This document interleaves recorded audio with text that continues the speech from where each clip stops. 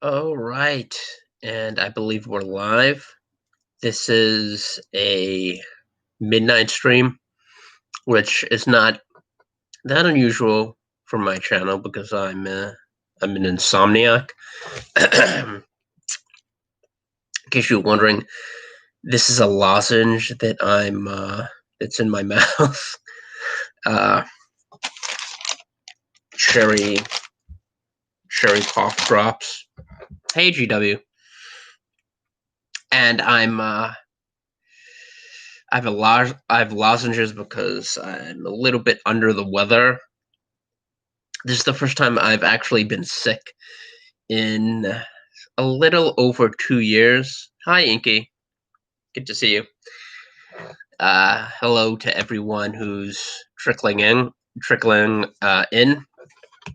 Sorry, it's a bit. I have a bit of a head cold. And hey, Nate. And hi, Carm. I One of the things you're reminded of when you get sick after not being sick for 2 or 2.5 years is how unpleasant it is, generally speaking. I mean, even though this is a very mild cold, it's I'm heading into day 5.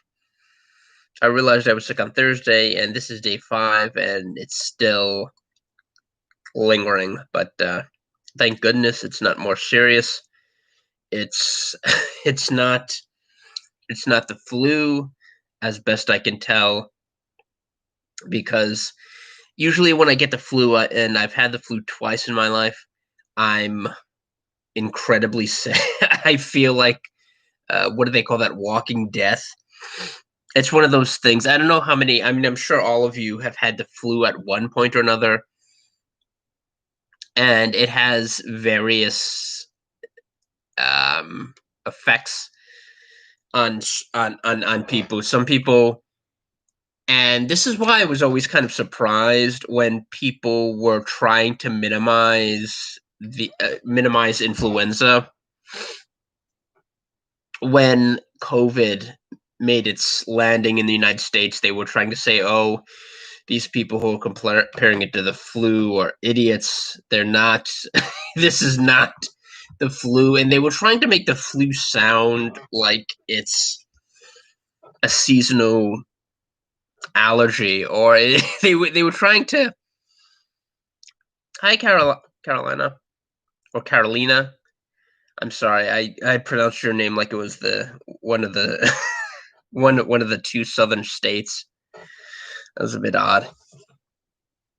Um, but they were trying to make the flu sound as if it was an afterthought, and I don't know about you, but even when I get a cold like this, even when I get a mild cold, I'm sick for at least a week, filled with mucus.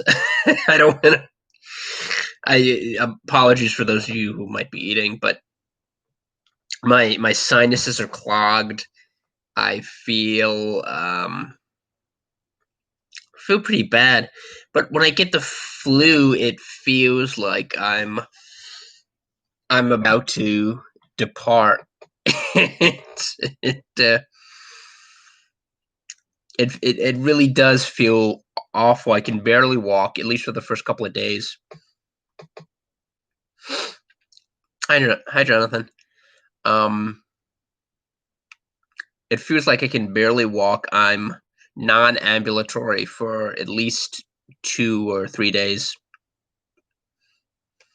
and it takes me about a month to fully recover. I'm still feeling the after effects for several weeks, and after a month or so, I'm back to normal. And that's one of the weird things about, and I guess it impacts people differently. For some people, a cold is a 1 or 2 day thing, and even a flu. Even if they get the flu, they're sick for about a week, and they bounce right back. But for me, it's kind of incapacitating. At least for the flu. The flu is terrible. The only time I felt sicker is when I got chicken pox as an adult. And one of the things that's bad about getting chicken pox as an adult is um it's not COVID. I don't, the funny thing is it might be because I remember reading about cases of people, and apparently this was very widespread, particularly in California. People who had COVID, they didn't get the regular influenza. They got COVID, and it was an extremely mild. Excuse me. It was extremely mild case of what they thought was their regular flu, and they very quickly recovered, and therefore they developed an immunity to COVID. Oh, that's good to hear. Yeah, a lot of people I know got COVID. People in my church or people that they were related to. I know other people who've had relatives that have had COVID. I did there's a great website. I think it's a New York City website, New York City data something or other. I might post a link in the comments after this video, but it basically charts corona cases within New York City, and it has a map of the 5 boroughs, and you click on different zip codes and you can get statistics for each borough, and then you can get weekly, monthly, and the total. So in total, I think it's over 30,000 people in New York have died from corona. I could be mistaken about that, but it's somewhere. It's one of the highest death totals and one of the highest per capita rates. Although New Jersey, I believe, is higher. New Jersey is the highest in the country, at least the last time I checked. But it's interesting. It's interesting when you compare and contrast different states. For example, California. California is a much bigger state. It has, I believe, twice the number of people of New York, and that's probably going the disparity is probably going to grow as more people, as you have this mass exodus of people leaving New York, even New York City. I think this is one of the few times. I think this is the only time since the 1970s where you actually have a net loss of people going into New York. That's remarkable. New York City just has more people leaving than more people coming. I remember when I was working at a moving company in Gowanus, uh, when I found out how many moving companies there are in the New York City area, not even moving companies total, but just registered moving companies. These are people who had the money and the resources and the planning to actually get get a license to actually perform moving jobs legally. I was astonished. But when you compare California to New York, you have a much larger population, but you have far fewer deaths.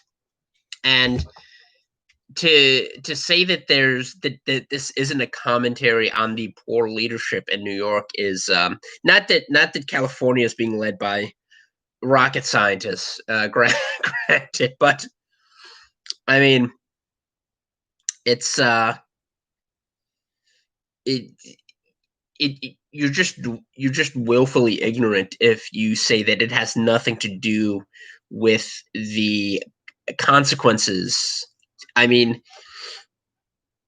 and the thing that's remarkable is that particularly um, among liberals, among a certain subset of liberals, the type of people that were very enthusiastic about Hillary Clinton and are now very enthusiastic about Kamala. These are the people that you see sporting Biden, Harris stickers and have their avatar with a Biden Harris button superimposed upon it.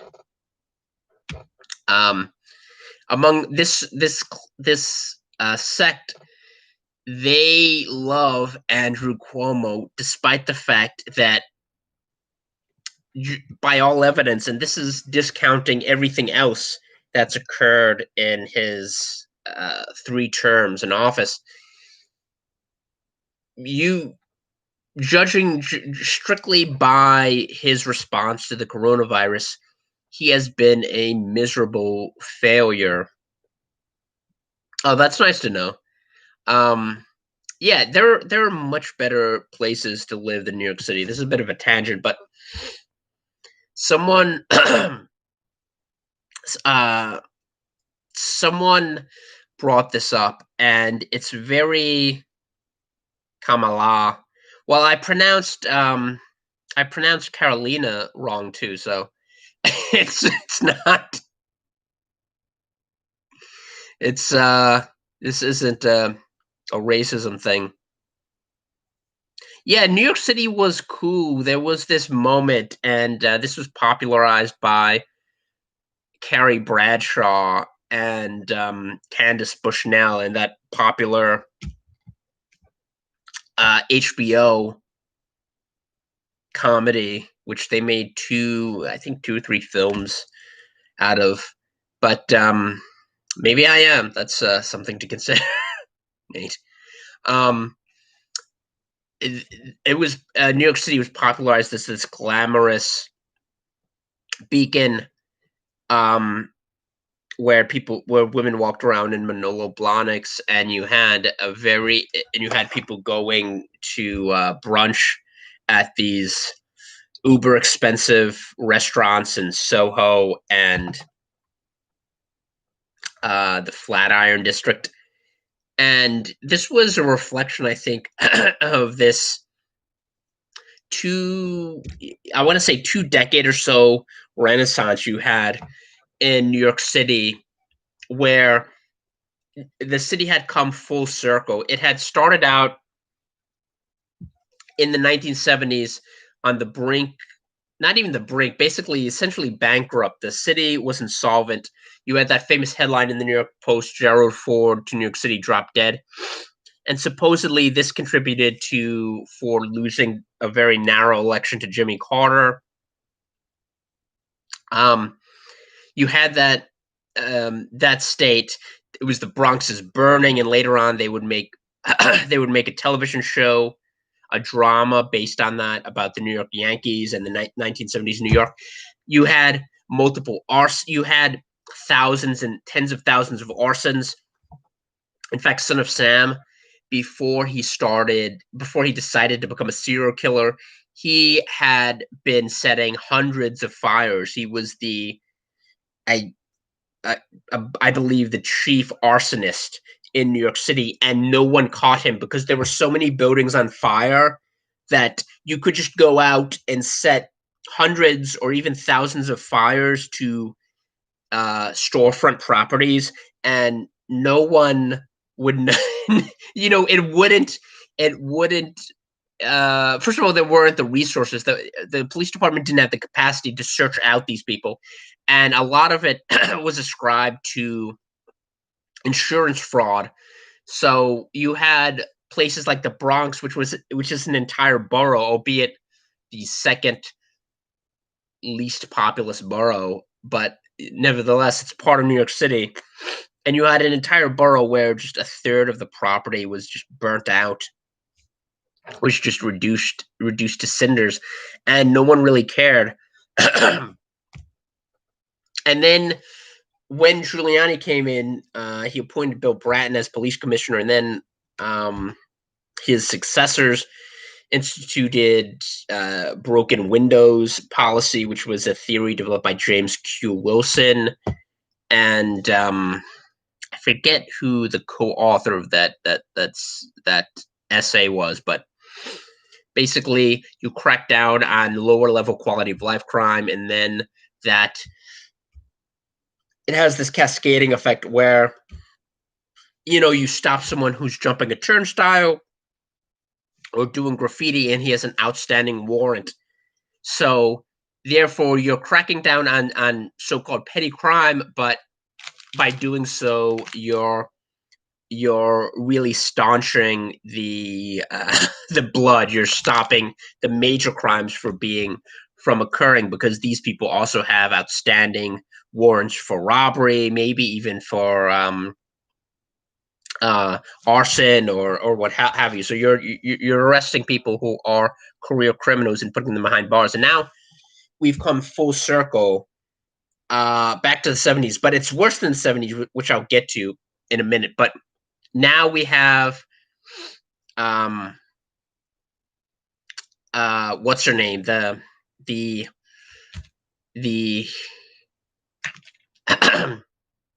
Letitia James.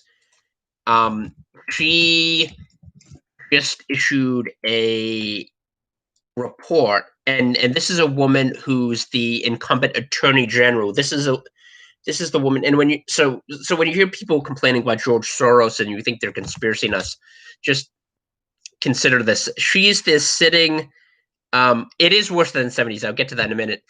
She's the sitting attorney general, so she's in charge of law enforcement. Now, granted, this was a position that was occupied by Eliot Spitzer, who was committing um, human trap interstate human trafficking. So, I mean, there isn't exactly a noble history of New York's attorney generals, but well, or at least not not recently.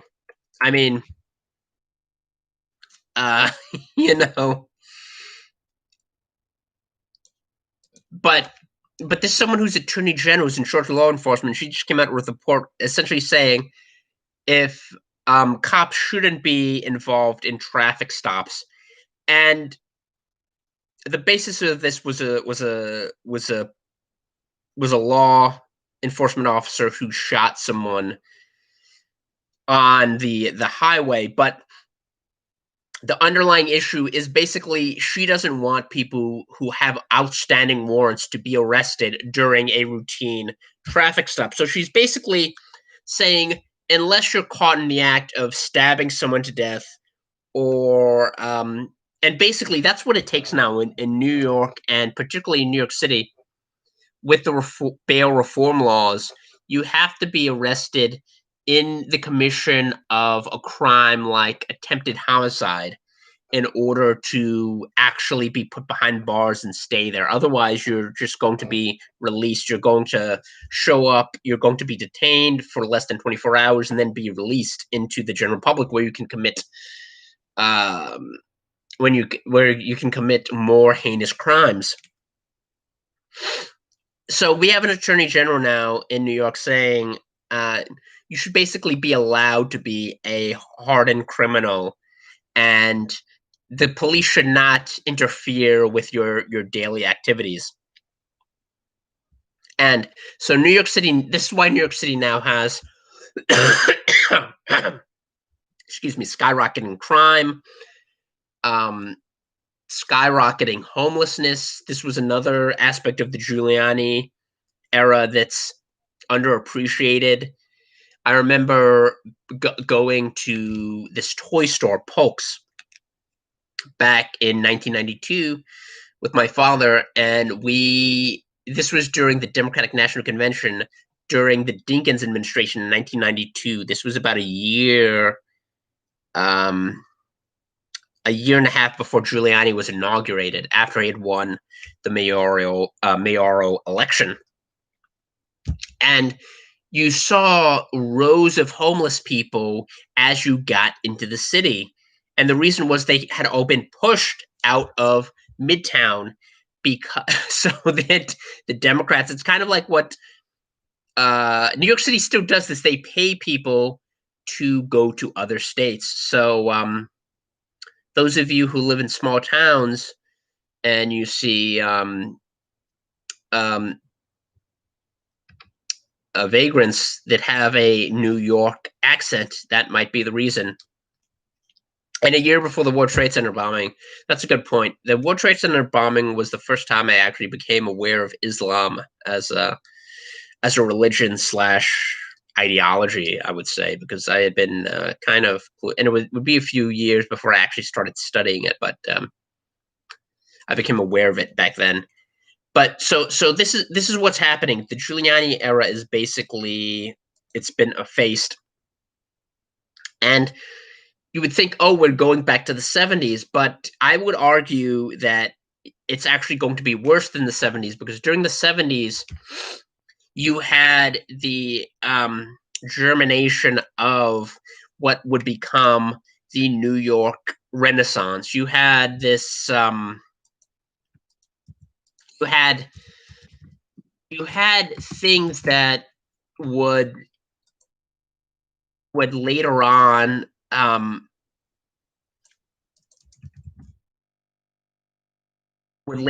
become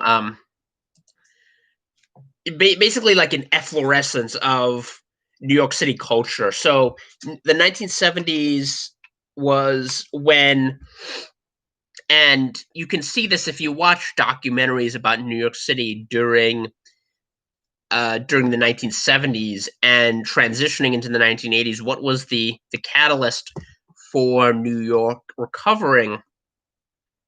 And they'll often mention the rejuvenation of Broadway because by that time um, Broadway had, like most of New York, been leveled.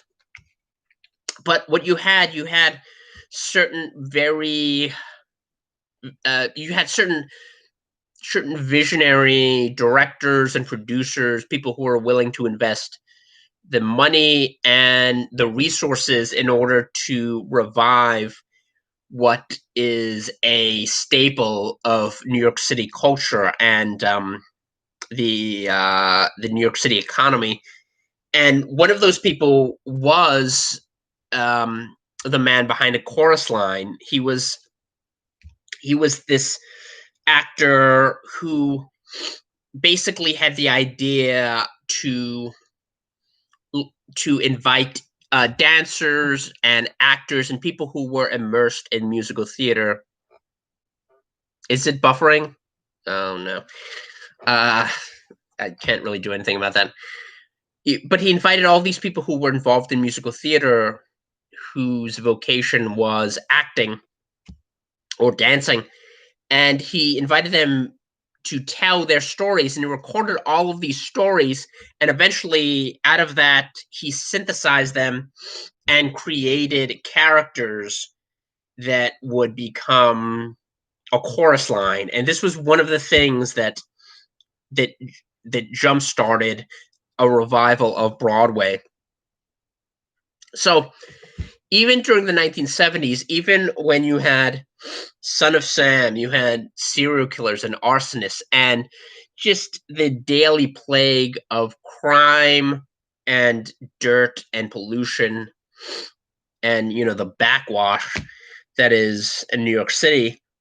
Even during this time, you had culture. You could go out. You could watch a film. You could go to Broadway and you could watch really brilliant displays of talent. You could even go to watch. You could go to sporting events. You could go watch the Yankees. There are no fans, even though we have sports taking place, professional sports. There are no fans there to watch them. Yeah, there used to be a carrot and stick, and now there was only a stick. I was actually talking about this. We were talking about this in person recently. There's no there's no incentive, and there's only disincentive. There are very few appealing things about New York City. But if you're extremely wealthy, if you're very affluent, you you can ignore the burgeoning homeless population. You can ignore the street crime, or at least protect yourself from that. Hans Hermann Hoppe describes this in his book Democracy: The God That Failed. How crime, hi Alejandro, how crime is not much of an impediment to prosperity or economic growth. It simply diverts certain resources that you have to other areas. So you're not going to stop, you're not going to put the kibosh on plans to start a new business because of high crime necessarily. You may invest resources in private protection and protecting your customers and protecting your merchandise. So it's a diversion of capital, a certain portion to a different. Uh, that's a good question. I don't I don't know whether if for cultural dominance. Well, I guess they still have Hollywood for, but but but that doesn't destroy your investment capital. But if you have something like Minnesota, where the government says, yes, we're not only going to, yes, we're not going to stop criminals from attacking you, from burning down your business, from looting you. We're not going to stop that. We're actually going to encourage that. Then what you have is a society that's completely skewed, and therefore your priorities will be altered, and you will go from being a having a low time preference, being willing to delay gratification and invest, to someone who by necessity has a high time preference. So this is what you get in countries that are very mismanaged, where the people in charge don't understand economics, where they don't understand incentives. This is what you basically get. And this is what's happening in New York City. This is what's happening in New York City now. We're regressing to the prior state. And in Democracy, the God That Failed, which is a great book, Hans Hermann Hoppe describes this as de-civilization. So you see all of these things that are signs of a civilization that's being that's unraveling brick by brick. A high abortion rate. So you have women who are killing their children in utero.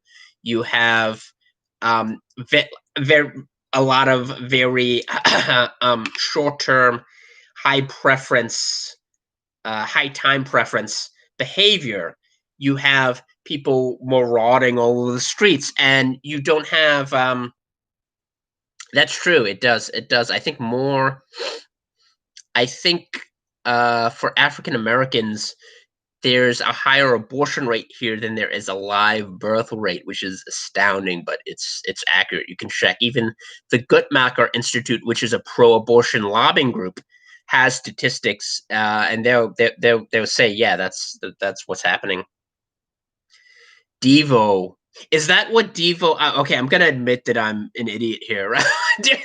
Is that what Devo means? Is that what the name of the band? Is that short for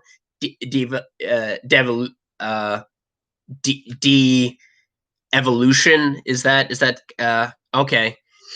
I'm just gonna, yeah. This is the thing. This is the thing. When you're not into new wave music, and I guess Devo was kind of like a proto punk new wave band. When you're not in like basic things, like what is that? I've spent most of my life basically not knowing I guess I assumed it was just a made up. I didn't realize it was just short for de-evolution. Okay, now yeah, now I look like an imbecile. I have a friend who's very into new wave and into Devo, and I guess they're also like a proto punk band in a way. I remember I was watching this documentary where it followed not not even like big time punk bands like Bad Religion, but it followed kind of mid list punk bands who made a living through music and had been around forever. Like, for example, they had Fat Mike. I forget who else they followed. Uh, but one of the people was Fat Mike. But they had all these other guys who had basically become bourgeois middle class parents as they were. And this is one of the enduring myths about quote unquote punk. The entire genre is one of the most conformist uh kind of bootlicking things you could ever get involved in. And yet you have these people, these predominantly men, but also women who are attached to the punk scene. But you have these people who are old Gen Xers, or maybe um, some very old millennials. You have them with this the old Trotskyites. Yeah, but they have this anti-authoritarian, fight the system patina. But behind that gloss, they are the most conformist, pro-authority, um, just absurdly dumb lick spittos that you could that you could imagine, like more so than anyone you will find at CPAC or a Donald Trump rally, or Students for Liberty, which I'm not a fan of, but like anyone there, more than the most um more than the most authoritarian person you'll find at any of these places. That's Imagine an Anarchist Party, APA. But yeah, and they had this hilarious reaction. There's this anarcho capitalist called Mance Rayder. His real name is Peter Quinones, and he's known for memes. So he took this meme from I forget the name of the band, but it was some stupid '80s punk band that was very popular in the alternative scene. Like I said, it wasn't like Bad Religion or Bad Brains or one of these very famous bands, but like some dumb band that was very popular in the alternative scene. And they have this famous poster, and they were all punk and hardcore were known for the DIY aesthetic. So they created their own, and this I'll actually give them credit for this. They were very Ironically, they were very entrepreneurial in the fashion, in the sense that they created their own aesthetic, their own kind of DIY culture, and you have a lot of these iconic images that are handed that persist to this day because they're very cleverly created with very little resources. But it was one of these type of posters um, from a band whose lead singer, I think, is now some sort of transgender or gender non-binary person. and this guy Peter Quinones, basically, who's kind of a right libertarian, or like an ANCAP, he made fun of this, basically poking fun at how conformist the people who lived and breathed this musical genre were in real life. It's like you're fighting. I'm sorry. I know this is not. I mean, I'm taping this at 1 a.m, sick, and so you're just gonna have to bear with me for a couple more minutes. But he basically made fun of this, and changed a couple of the words, pointing out the hypocrisy of these people who are just basically lemmings. They're lemmings, but that's the thing. The people that are the most conformist, and you see this with um you see this with new atheism, and a lot of these people who attack those of us who are believers. They'll say you're just a mindless zombie who doesn't think for himself. But almost invariably, these people are the most conformist, unthinking group of people who just ingest whatever's mass produced for them by the powers that be. Um, oh, that takes me back. Rancid. Oh no, that's the Rolling Stones. I'm thinking of Ruby Soho. Oh, now you got me distracted. Um, uh yes. Um, but yeah, he's basically making fun of these people. So if you go to this tweet where he's mocking them using one of their own heroes or heroines, or I don't even know how you would describe this person since they're in the midst of transitioning to another gender or to no gender. I honestly, I didn't get into the backstory there, so, but I assume it's like the Wachowskis who were men. They were brothers, but they're becoming uh, quote unquote women. And I'm sorry, I'm going on so many tangents, but this is another that's another video I want to do about these college professors who identify these white college professors who identify as people of color. That's something else I want to do a video about, maybe later. Um, but this guy, I guess he's like the Wachowskis. One of the funny things is if you go to their Wikipedia and you scroll down and you look at their Wikipedia page, then secants.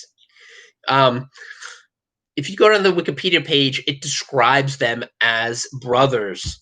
Now, and this is one of the things that's so obnoxious about the left is the way they want to not just change language, but basically destroy language. Now, even if you accepted the premise that a man can become a woman, can alter their can all by altering their um phenotype, they can alter their genotype. So in other words, someone who has a Y chromosome can become a woman, despite the fact that there's no way to alter um your DNA, uh, alter your chromosomes to make you into a different sex. Like even if you accept that premise, which I don't, and I reject, but even if you accept that, how how do you make two men who were born to the same parents, um, who were brothers, into sisters retroactively when a man becomes a woman? It's impossible. So someone with a normal who understands logic can and isn't hasn't been completely deluded by 4 years of academia and the public education system and Hollywood, someone who actually can understand logic will accept that you cannot become sisters because you had some surgical alterations to change to try to change your phenotype. You can't you can't go back to the 1960s, and I think the Wachowskis were born somewhere in the late 60s. I could be mistaken, but it was somewhere around there. Because I think they're in their I think they're somewhere in their mid 50s. I could be wrong about this, but you can't go back and you can't essentially go back and reverse history. I mean, this isn't Bill and Ted's Excellent Adventure. Like you can't. They were brothers, and even though they've mutilated their body and are suffering from this neuroses, they're still brothers. You can't retroactively edit your your family's history.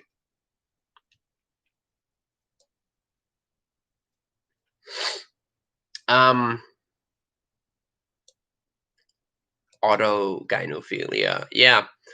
Um, but yeah, basically the upshot of this is he made this. Getting back to our original tangent, he made this mockery of them, and what happened? What you would have predicted, hundreds of completely oblivious responses by quote unquote punk people who are part of quote unquote punk culture. People saying, "Well, that's not punk if you're a fascist."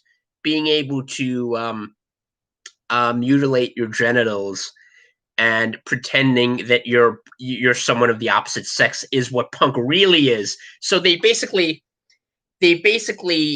um, retconned the history of punk from being against indoctrination and authority and propaganda to accepting authority and indoctrination and propaganda because the people in charge of those things now align with their preconceived political notions.